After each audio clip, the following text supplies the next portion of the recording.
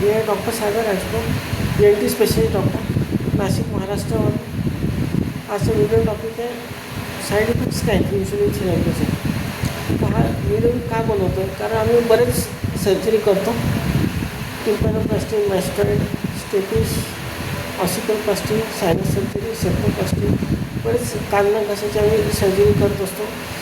आमचे बरेच पेशंट असे असतात ज्यांना डायबिटीज असते. आता ब्लड शुगर कंट्रोल खाली आल्याशिवाय आपल्याला काही करता येत नाही, त्यांची सर्जरी फिटनेस त्याशिवाय भेटत नाही. तर त्यासाठी आम्ही 1-2 दिवस अगोदर ॲडमिट करतो.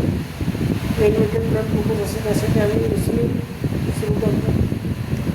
पण मग आता काही पेशंट ICUमध्ये ॲडमिट होतात, त्यानुसार जनरल वॉर्डमध्ये ॲडमिट होतात आणि डोस जास्त दिला जातो. मग घामाघूम होऊन जातात, पाल्पिटेशन, स्वेटिंग सगळा हा प्रकार असतो.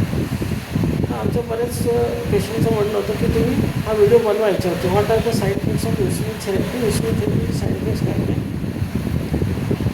आता नुसता हा व्हिडिओ बघणं सफिशियंट नाही. व्हिडिओच्या डिस्क्रिप्शनमध्ये लिंक आहे, लिंकवरती क्लिक करा आणि पूर्ण आर्टिकल वाचा. हे फार गरजेचं आहे.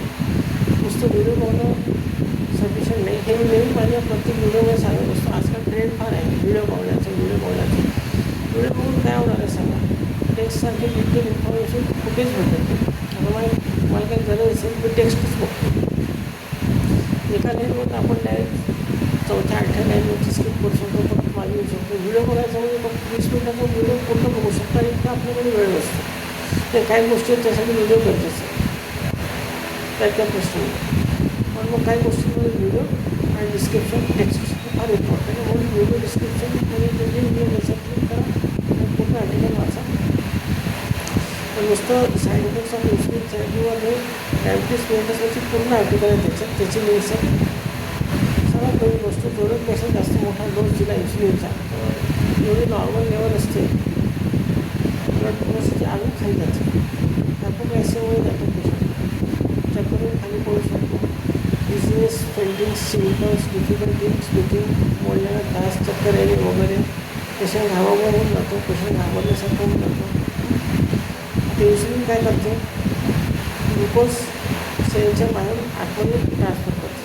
म्हणून इन्सुलिन नसते, ग्लुकोज जाऊ शकते का आतमध्ये नाही.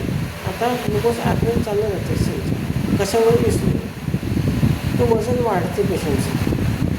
पण बाकी दुसरे काय प्रॉब्लेम्स असू शकतात इन्सुलिनमुळे. इन्सुलिनमुळे किडनीला प्रॉब्लेम होऊ शकतो का, किडनी फेल्युअर होऊ शकतो का, हार्ट अटॅक होऊ शकतो, सिम्पल ब्रेन स्ट्रोक होऊ शकतो का, अजून काही प्रॉब्लेम येऊ शकतात.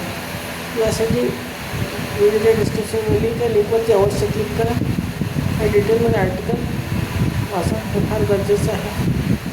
बरं, त्या व्हिडिओ डिस्क्रिप्शनमध्ये अजून ॲडिशनल लिंक आहे डायबिटीजवरती.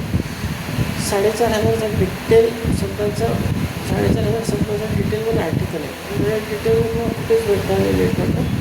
डायबिटीज कशामुळे होतो, नाही झालं पाहिजे असेल स्वतः पहिल्या काय केलं पाहिजे, काय नाही केलं पाहिजे, काय लक्षणं असतात डायबिटीसचे. आपण म्हणून की आहे डायबिटीस पेशंटला, मग त्यासाठी तपासण्या करायची, त्यासाठी ट्रीटमेंट करायची.